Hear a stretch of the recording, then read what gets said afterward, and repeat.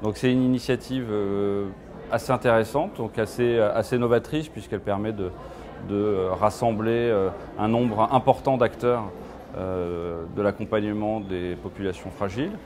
Ça permet de pouvoir échanger, discuter, de faire un peu de réseau aussi. C'est important, puisque une des grandes problématiques sur ce secteur, c'est justement le manque de coordination, et il y a un mot qui a été dit en début de congrès autour de la transmission du savoir. Et en effet, c'est une problématique qui est vraiment très importante dans ce domaine.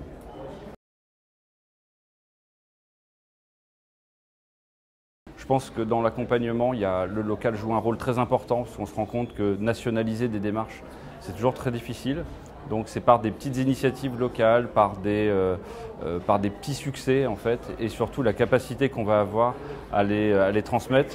C'est ça qui, à un moment donné, permettra de faire avancer les choses de manière plus concrète. Et surtout, c'était intéressant d'avoir des intervenants anglo-saxons, puisqu'on a tout de suite vu en fait la différence entre le pragmatisme en fait des anglo-saxons, qui est toujours très intéressant en fait.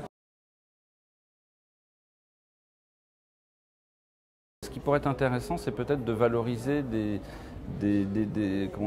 actions plus concrètes, alors soit par l'intermédiaire de films, soit par vraiment un espace d'exposants plus orienté, objet, solution en fait technique, ce qui permettrait un peu de concrétiser un peu ces démarches. Parce que c'est toujours difficile d'avoir des PowerPoint, des salons, des affiches sur les salons qui expliquent plein de choses où finalement on n'en retient pas grand-chose. Il faudrait apporter un peu de concret. On a vu des stands.